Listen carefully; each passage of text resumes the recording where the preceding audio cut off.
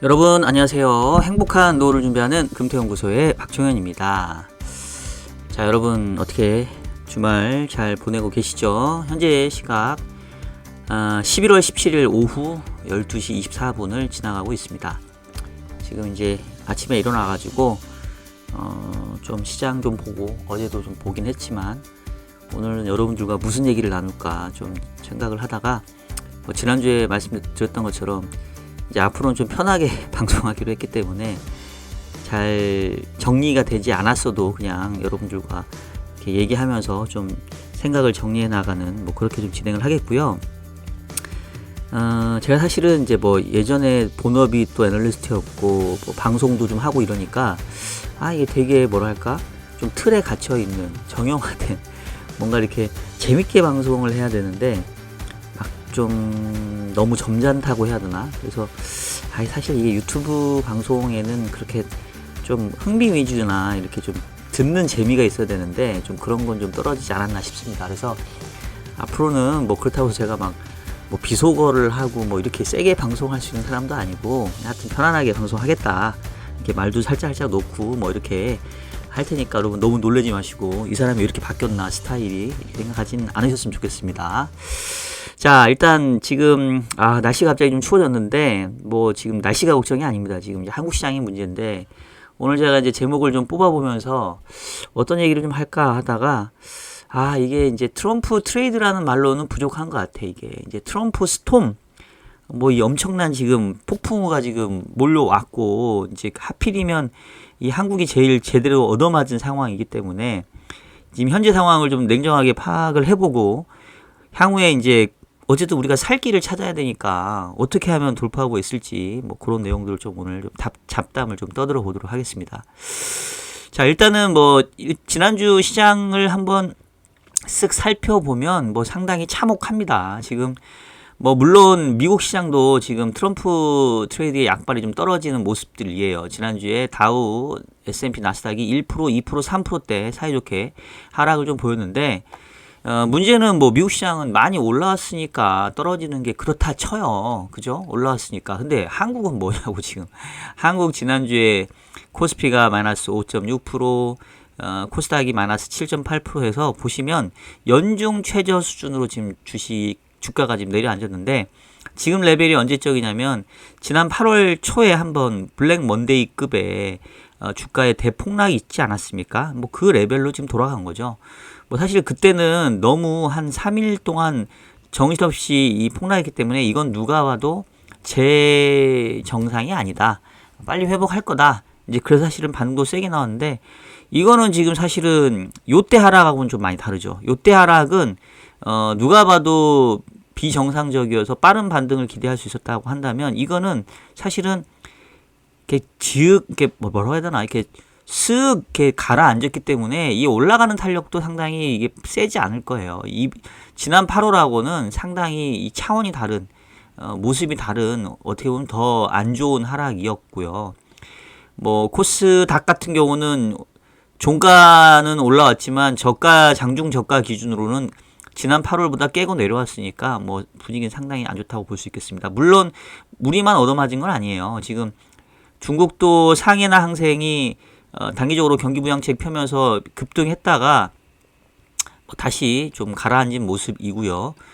니케이 같은 경우도 지난주에 2% 하락을 보였는데, 근데 문제는 연간 YTD로 보면 지금 보시면 그래도 우리나라 빼고 지금 상해 항생도 10%대고 니케이도 10%, 15% 상승률입니다. 근데 우리만 지금 이래 지금. 근데 물론 이제 작년까지 해보면 좀 할 말은 있긴 있어요. 작년에는 상해와 항생 마이너스 5%, 17%, 니케이가 마이너스 16%였기 때문에 어떻게 보면 작년에 빠진 거에 대한 되돌린 거고, 우리는 이제 여러분들이 기억을 못 하시는데 작년에 주식시장 좋았습니다. 제가 작년에 주식시장 좋았다고 하면은 방송에 가서 한번 얘기했더니 작년에 무슨 좋았냐라고 하던데, 정확하게 말씀드리면 작년에 10월까지 안 좋다가 11월, 12월 2달 반짝했어요. 그래서 코스피가 16%, 이 코스닥이 25% 연간 상승률로 끝났는데, 올해는 그거 이제 토해내고 있는 거고, 이제 이 와중에 미국은 작년에도 좋았고 올해도 좋다. 상당히 좀 그들만 잘 나가고 있다, 이렇게 볼 수 있겠고요.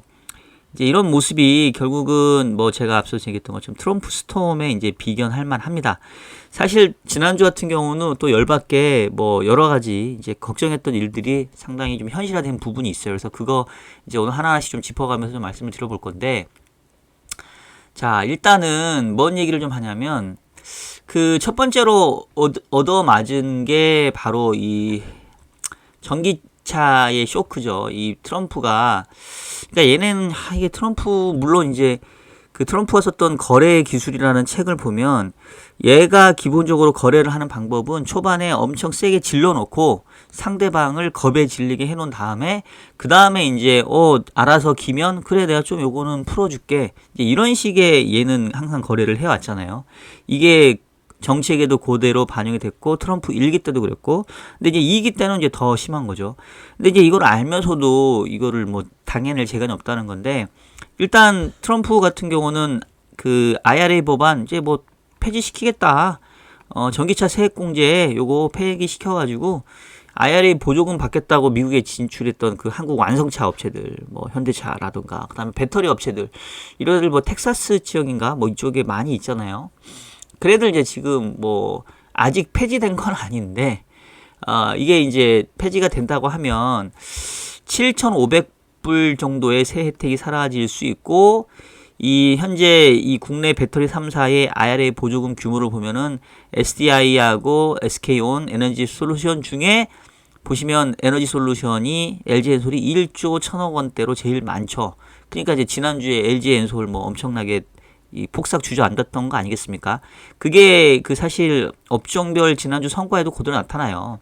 지난주에 보면은 2차전지 소재 뭐 포스코 그룹 등등등 해가지고 뭐 작살이 났었고 그 다음에 이제 이것만 해도 그러니까 이것만 해도 정말 아픈데 지금 이제 칩스법 이게 이제 반도체 그 보조 지원법이죠. 그러니까 쉽게 말해서 미국에 와서 반도체를 생산하면 이제 이거에 대해 반도체 지원금을 주겠다라는 건데 원래 이건 바이든 대통령의 가장 그 대표적인 공약이었거든요. 근데 이제 트럼프는 반 바이든으로 가니까 바이든이 했던 건 다 이거는 악이다. 이거는 뭐 적폐다. 이러면서 다 지금 거꾸로 뒤집으려 하니까 사실상 이 칩스법도 이 공약에는 폐지하겠다라고 얘기를 했었어요. 그래서 지난주에도 이 이제 칩스법 폐지 가능성이 불거지면서 역시 반도체 관련된 종목들이 후두두 떨어지는 모습들을 보였고 뭐 대표적으로 삼성전자 하이닉스도 지난주에 이 여파를 피해가지 못했던 거죠.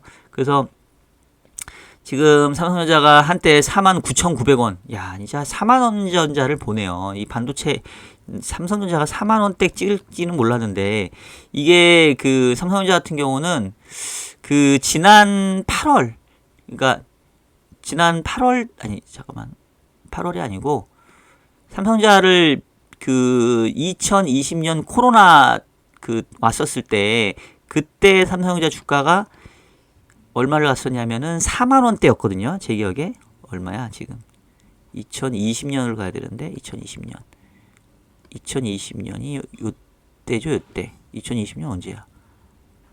요때죠. 요때 2020년 3월 요때가 42,000원이었는데 지금 뭐 49,000원 갔으니까 사실은 아마 PBR이나 PBR 밸류에이션 그걸로 하면 이 당시에 2020년에 42,000원보다 지금의 49,000원이 아마 더 싼 밸류에이션일 거예요.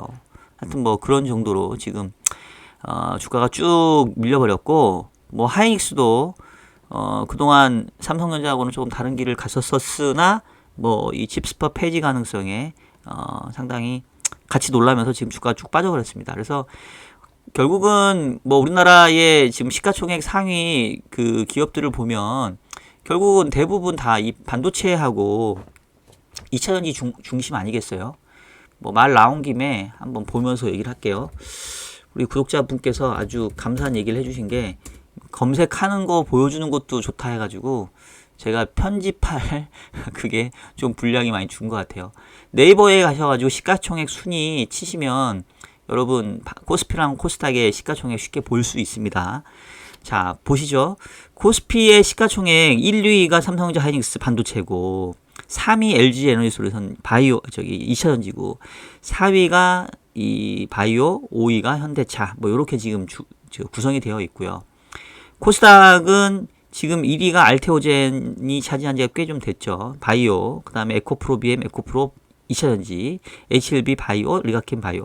그러니까 코스닥은 바이오하고 전기차로 2차전지, 코스피는 반도체랑 2차전지 바이오, 뭐 이렇게 이루어져 있다라고 볼 수 있는데, 지금 이 중에서 바이오 말고 반도체하고 그 다음에 2차전지가 이렇게 이 트럼프의 자국 이기주의적인 그런 정책에 의해서 보조금 폐지 뭐 이렇게 나와버리니까 이게 한국 시장이 이게 뭐 좋을 수가 없겠죠. 뭐 좋아질래야 좋아질 수가 없죠. 시가총액 상위 종목들이 이렇게 죽을 써버리니까.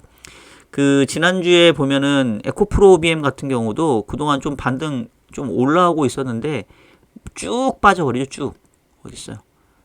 쭉 이게 한때 18만원, 20만원 정도 회복할라 했던 게 지금 12만 4천원까지 쭉 빠져버렸죠. 하여튼 그래서 상당히 이 트럼프의 그 공포가 이 시장을 아주 짓누르고 있다라고 좀 봐야 되겠고요. 거기다가 이제 한 가지 3단 콤보로 얻어맞은 게, 아니 갑자기 이 트럼프 취임, 그러니까 트럼프가 당선된 이후에 얼마 안 지나서 지금 한국을 또 환율 관찰 대상국으로 재지정을 해버렸네요.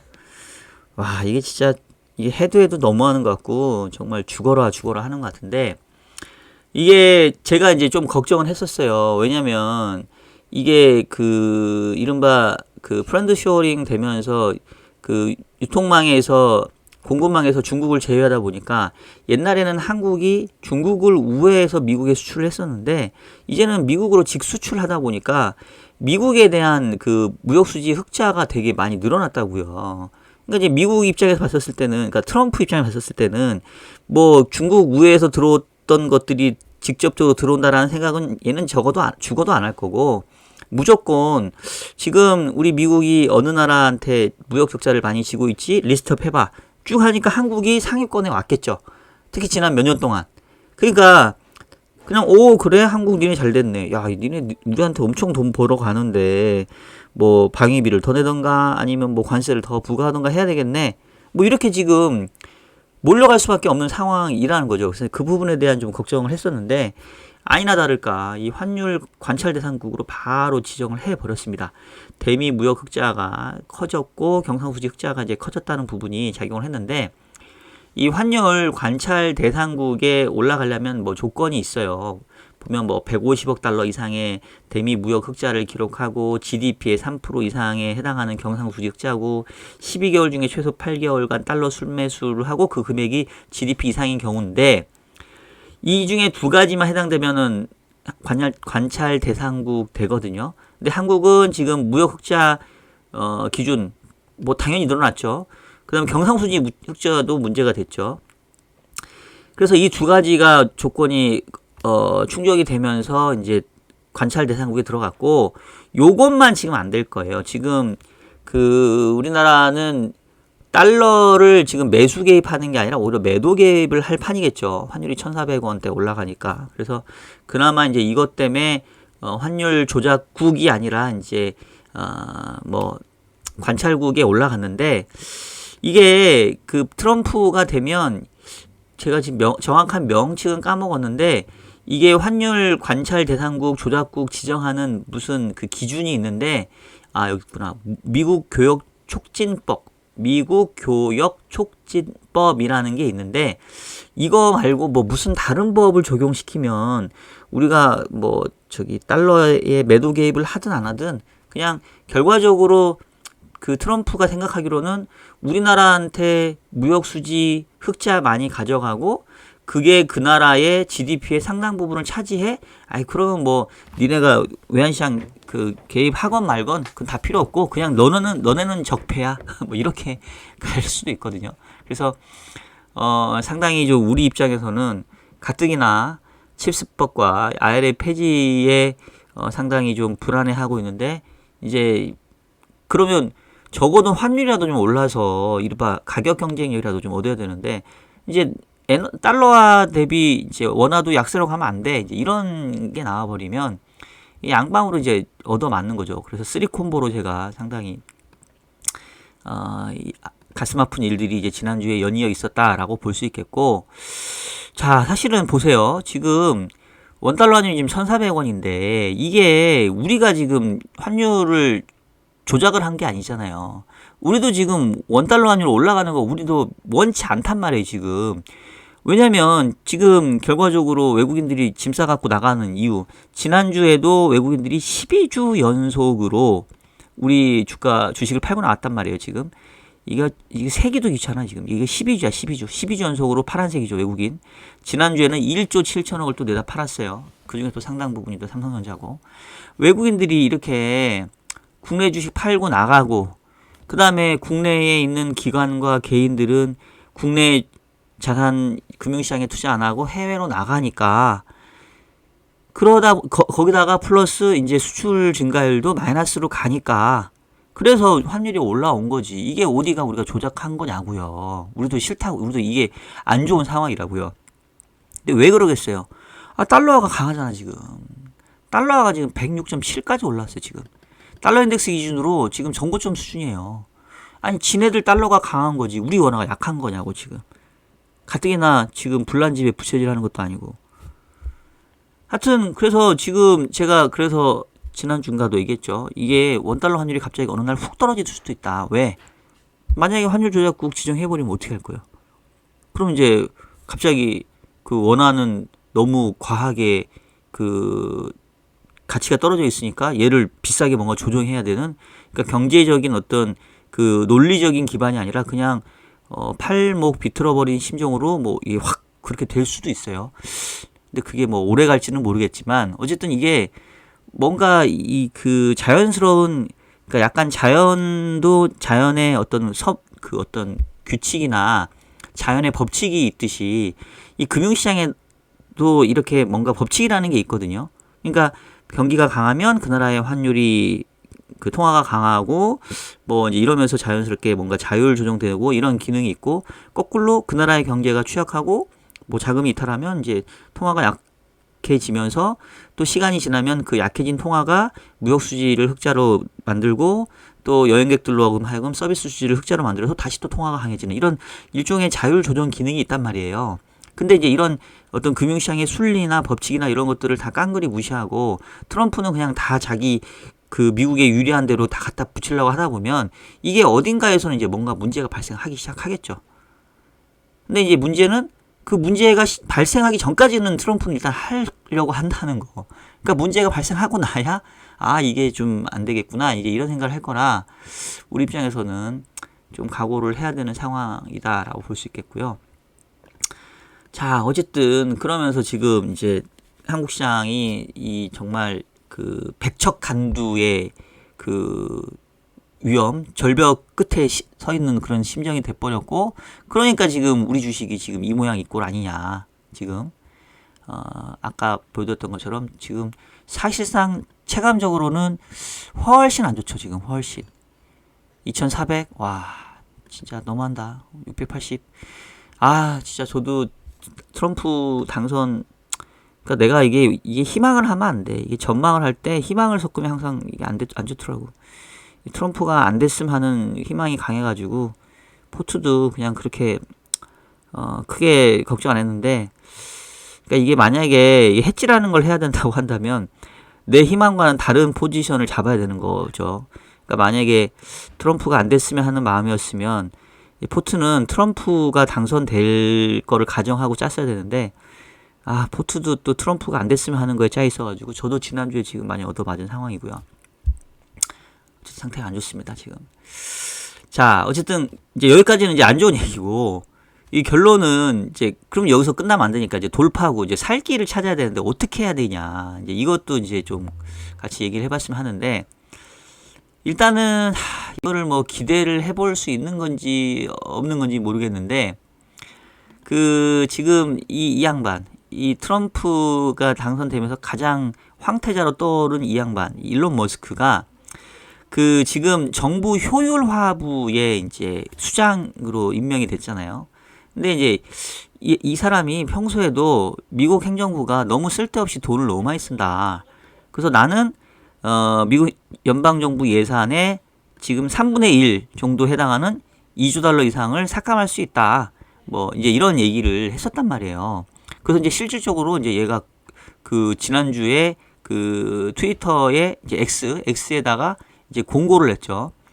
우리는 비용 삭감 업무에 매주 80시간 일할 용의가 있는 초고지능 슈퍼 하이 IQ를 가진 작은 정부 형무가들이 필요하다. 그러면서 근데 보니까 저기 보수는 빵원이라고 했던 것 같은데. 자, 그런데 이 양반이 이제 전적이 있는 게 옛날에 기본적으로 이 일론 머스크의 비용 삭감 방법은 일단은 후려치고 나중에 고친다. 슬래시 퍼스트 픽스 레이터 방식이었다는 거예요. 그러니까 무슨 얘기냐면 그 트위터 옛날에 인수할 때도 일단 한 4분의 3 정리하고 8,000명 중에 6,500명 자르고 1,500명 남겨놓은 다음에 그 다음에 이제 뭐 문제 생기면 그래 여기는 너무 많이 줄였구나 조금은 올려줘 뭐 이런 식이었다는 거죠. 스페이스 X에서도 마찬가지로 저렴한 부품 한번 갖다 써보고 문제 생기면 야 얘는 그래도 좀 정품 써야겠다 뭐 이제 이런 식으로 뭐 한 그 일화로 2015년도에 모델 X 출시한 뒤에 회사가 조금 어려우니까 사무실에 제공했던 공짜 CDR 없앴대잖아요. 그러니까 야 이게 진짜 트럼프란다. 일론 머스크 하면 뭐 엄청나게 재벌이고 그래도 테슬라 하면은 지금 세계 유수의 기업인데 회사가 어려움 겪는다고 CDR을 없앤다? 여러분 생각해 보세요. 우리 지금 회사에서 일하잖아요. 우리 탕비실 가면 뭐 과자 부스러기 이런 거 있잖아요. 저희도 이제 저희 직원들이 돌아가면서 이렇게 사놓더라고. 저도 가끔 이제 비용 좀 남거나 하면 과자 사가지고 그 탕비실에 놓는데 회사가 이 탕비실에 놓는 과자 부스러기를 없었다고 생각해봐. 회사가 어려워져가지고 이게 너무한 거 아니에요? 해도 너무한 거 아니에요? 근데 이거를 지금 일론 머스크는 했다는 거 아니야? 테슬라에서. 하여튼 이런 그 기본적인 일단은 엄청나게 삭감해보고 그 다음에 문제 생기면 조금 보완해봐. 이제 이런 형태였다는 거니까 얘가 진짜 미국 정부의 예산을 얼마나 깎을지 저도 기대는 됩니다. 근데 이거를 제가 왜 긍정적인 부분에서 얘기를 하냐면 지금 우리가 걱정하는 게 뭐예요. 지금 트럼프 행정부가 취임을 하고 이 양반이 트럼프가 내세운 공약들을 제대로 지키려면 어마어마한 연방 재정 적자가 필요하다. 수많은 비용이 필요하다. 그러면서 결국은 이 재정 적자가 늘어남으로 인해서 인플레이션이 발생을 할 거고 인플레이션이 발생하게 되면 금리 인하를 못 할 거고 그러니까 결국은 달러화는 강세로 가고 미국 국채 금리는 올라가는 뭐 이런 현상들이 지금 우려됐던 거 아니겠습니까? 근데 만약에 머스크가 다른 건 다 진짜 마음에 안 들어도 이번에 가서 획기적으로 연방 정부의 재정 적자를 줄여버렸다. 그럼 이제 이거 줄이는 거는 뭐 미국 연방 정부의 그 공무원들이라고 해야 되나? 이제 그분들에게는 그 최악이겠지만 뭐 다른 나라한테는 좋을 수 있죠. 그래서 미국이 획기적으로 재정 적자를 줄여가지고 인플레가 안 나타나고 그래서 뭐 금리도 채권도 발행 안 해서 금리도 낮게 유지된다. 그러면 상당히 이제 좋은 모습일 수 있죠. 그래서 이제 일단은 기대할 수 있는 것 중에 하나라고 말씀드리겠고, 근데 이거는 우리의 할 거는 아니고 우리가 살 길은 뭐냐면 결국은 자체적인 경기 부양, 살 길을 찾아야 돼요. 이른바 자구책을 찾아야 되고, 이제는 정말 각자 도생의 길로 갈 수밖에 없고, 비록 뭐 아주 그렇게 크게 성공적이었다고 보긴 어렵지만, 중국 보세요. 중국이 뭐 최근에 주가 다시 좀 내려오긴 했지만, 올해 어쨌든 간에 반짝 올랐잖아요. 중국은 지금 경기 부양책에 엄청나게 지금 공격적인 형태를 지금 취하고 있습니다. 자, 그러면 우리도 결국 해야 된다는 얘기예요. 우리도 지금 수출도 기저효과상에서 올해 10월부터는 내리막길을 걸을 게 뻔하고, 그 다음에 주력 수출이라고 할 수 있는 반도체와 2차전지, 소재, 배터리 이런 것들이 지금 이 미국 자국 우선주의에 막힌다고 하면 우리는 내수 부양할 수밖에 없는 거예요. 자체적인 부양할 수밖에 없는 거고 빨리 해야지. 그러니까 나는 지금 사실 정부도 좀 답답하고, 최근에 이창용 총재도 난 조금 기본적으로 원래 존경하는 분이었는데 좀 답답했던 게, 지금 이 양반이 지금 뭔 얘기는 하는지는 알겠어요. 우리나라가 구조적으로 가계부채가 문제고, 그 다음에 뭐 부동산 시장이 문제인 거는 교육부의 문제고, 뭐 한국 교육이 이래서는 안 되고 알겠다고요. 저도 지금 이번에 뭐 큰애 수능 봤다고 했잖아요. 두 번째. 저도 지금 이게 정말 뭔가 많은 문제가 있다는 거 저도 절실하게 실감한다고요. 어떻게 수능 하루에 이 아이의 3년간의 3년이 뭐야? 그동안에 그 초등고등학교의 모든 노력을 다 평가해서 대학에 서열을 결정하냐고요. 물론 이제 수시도 있긴 하지만 수시도 뭐 학생 기록부 뭐 이런 거 또 이거 하여튼 알겠다고 이창용 총재가 뭔 얘기를 하는지 알겠는데 자기 일을 더 먼저 하시라고요. 일단 한국 기본적으로 지금 경기 내수 안 좋고 물가가 지금 떨어지고 있잖아요. 그럼 뭔가는 해야 될 거 아니겠습니까? 그죠? 그래서 이제 그동안 계속 이제 핑계를 댔던 게 부동산 시장이 너무 가하니까 경기 부양 못 한다라고 했는데 일단은 대출 규제 하면서 지금 아파트 가격 지금 어쨌든 조정받고 있잖아, 지금. 서울 아파트 실거래가 지수가 올해 첫 하락을 했고요. 그 다음에 대출 규제 효과가 지금 나타나면서 지금 주간 아파트 매매 가격 변동률을 보게 되면 서울이 0.06까지 떨어졌고 수도권 0.03, 전국은 빵, 지방은 마이너스 0.03까지 떨어졌다고요. 이 정도면 지금 부동산 시장 어느 정도 좀 진정돼 가는 모습 보여주고 있는데 물론 이것도 섣불리 안정됐다고 설레발 치면 안 되긴 합니다. 기본적으로 이 부동산의 공급이 부족하기 때문에 빨리 정부는 공급 대책 마련하고 그다음에 대출 규제를 실수요자 위주로만 해서 금리를 인하하고 유동성을 공급을 할 때 쓸데없이 유동성이 이 부동산 시장에 흘러가지 않게 정책 조합하라고요. 정책 조합해서 어쨌든 간에 지금 고금리 고물가로 서민들이 고통받고 기업들이 소비할 그럴 돈들이 없기 때문에 그런 쪽에 뭔가 빨리 그 핑계만 대지 말고 하셔야 될 거 아니냐 이거죠. 자, 그리고 기업단에서는 지난주에 삼성전자가 그나마 정신을 차렸다고 볼 수 있는 게 10조 원 자사주 지금 매입한대잖아요. 그중에 3조 원은 3개월 내에 소각한다. 그래서 결국은 주주가치를 높이겠다는 건데 제가 알기로는 삼성전자가 가지고 있는 현금 규모가 어마어마합니다. 이 현금을 가지고 물론 뭐 R&D라든가 뭐 투자를 해야죠. 지금 여전히 엔비디아의 퀄테스트 통과 못하고 있으니까 하고 그다음에 미국 같은 경우도 보면은 미국의 빅테크 기업들도 돈 벌면 자사주 소각 엄청 많이 해요. 우리나라도 해야지. 돈 있는 기업이 해야지. 그래서 이런 것들을 하면서 어느 정도 지금 살 길을 찾아야지 이거 트럼프 스톰이라고 일컬 정도로 이제 시작이에요. 아직 트럼프 취임도 안 했어 지금. 1월 20일 취임이잖아요 지금. 근데도 지금 벌써부터 이 난리인데 지금 정신 똑바로 차려야 되고 기업이든 정부든 개인이든 앞으로 4년 동안 정말 나 죽었구나라는 생각으로 어떻게 보면은 살아남겠다는 의지로 대응을 해야지 안 그러면 이거 답 없습니다 여러분.